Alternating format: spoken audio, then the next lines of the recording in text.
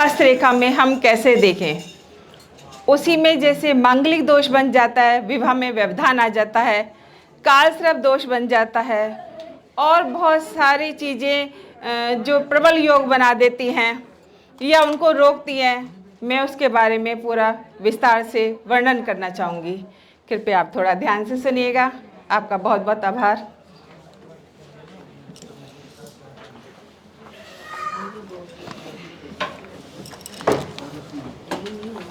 परम आदरणीय विद्वान सदस्यगण, ये हमारा चंद्र पर्वत है और चंद्र पर्वत से अगर कोई भी रेखा जाके भाग्य रेखा से मिल जाती है तो चंद्र पर्वत से रेखा एक उठी और भाग्य रेखा से जाके मिल गई तो ऐसा निश्चित हो जाता है कि यह जातक प्रेम विवाह करेंगे। परम आदरणीय विद्वान सदस्यगण, अगर चंद्र पर्वत से एक रेखा उठी और वो भाग्य रेखा से मिली नहीं, उसने दूरी बना के रखी, तो इसका मतलब है जातक प्रेम तो करेंगे पर वो विवाह संपन्न नहीं हो पाएगा।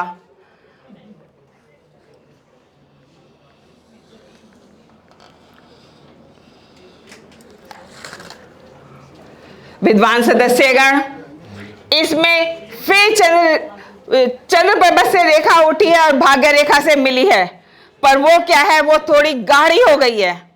जब भी चंद्र पर्वत से रेखा उठेगी और गाढ़ी हो जाएगी तो डेफिनेटली है कि इस तरीके की रेखा बहुत अच्छी मानी गई है, उनका आर्थिक स्थिति बहुत अच्छी रहेगी। और अगर ये बारीक हो जाती है तो इसका मतलब ये है कि विवाह तो संपन्न हो जाएगा, प्रेम विवाह तो हो जाएगा, पर उनकी आर्थिक स्थिति बहुत अच्छी नहीं रहेगी।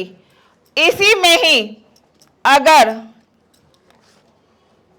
ये आपकी धन की रेखा है, भाग्य रेखा है आपकी, अगर ये नीचे से टूट जाती है और ये चंद्र पर्वत से उठी हुई रेखा जाके उससे मिलती है, इसको आकर्षण रेखा भी कहते हैं और प्रेम विवाह रेखा भी कहते हैं। तो इसका मतलब पहले जातक का भाग्य दुर्बल था और विवाह के उपरांत प्रेम विवाह होने के बाद उसका भाग्य थोड़ा संभल गया।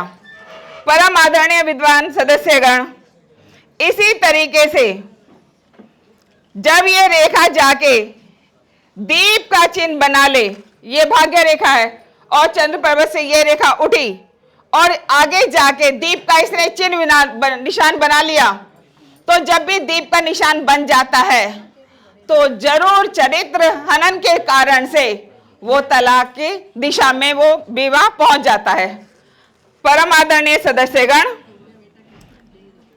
अगर आकर्षण रेखा के शुरुआत में ही अगर दीप का निशान बन जाता है तो वो जातक बदनाम होता है।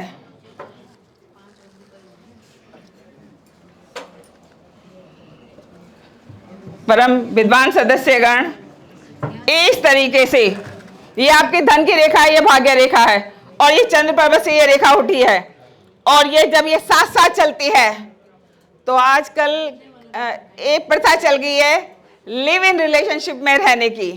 जब भी चंद्र पर्वत से ये रेखा उठेगी तो आप ये इस पे जरा गौर फरमाइए। और ये धन रेखा के आकर्षण रेखा जब धन रेखा के बराबर में चलती है तो वो रिश्ता बन जाता है, पर वो विवाह में तब्दील होगा या नहीं होगा, साथ में रहना अलग बात है। क्या विवाह हो पाएगा?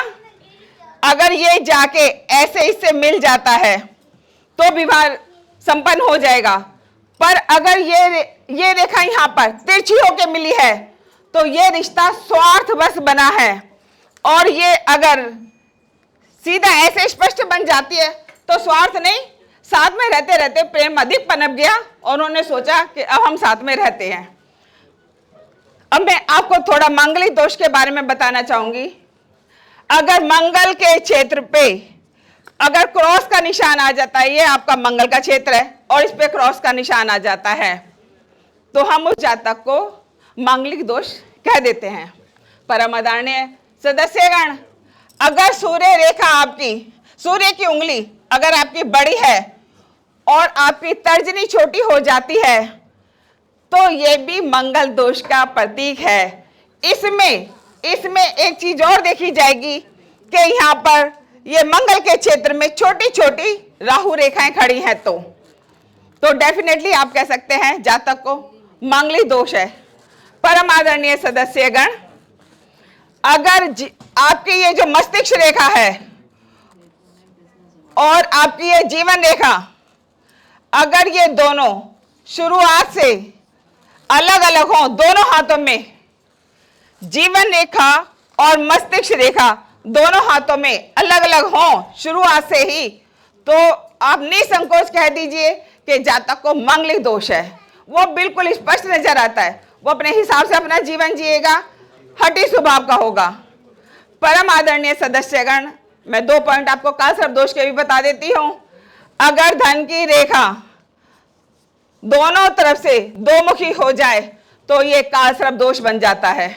परम आदरणीय सदस्यगण, अगर विवाह रेखा है यहाँ पर और वो भी दो मुखी हो जाती है, अब यहाँ पर बनी है कालसर्प दोष, यहाँ आया है तो धन का नुकसान, और अगर विवाह रेखा पे बनी है दो मुखी हो गई है ऊपर से भी नीचे से भी, तो तलाक का योग बन जाता है। वो संबंध ज्यादा लंबा नहीं चलता। आदरणीय सदस्यगण, अगर जीवन रेखा दो मुखी ऊपर नीचे से हो जाए तो स्वास्थ्य की हानि होती है।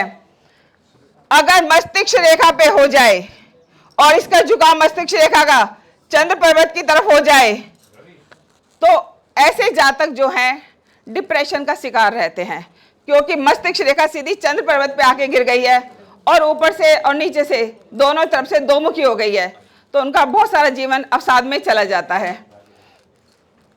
आदरणीय सदस्यगण, मैं आपको एक थोड़ा सा बताती हूँ कि बदनामी का कई बार कारण हमारे जीवन में कैसे हो जाता है।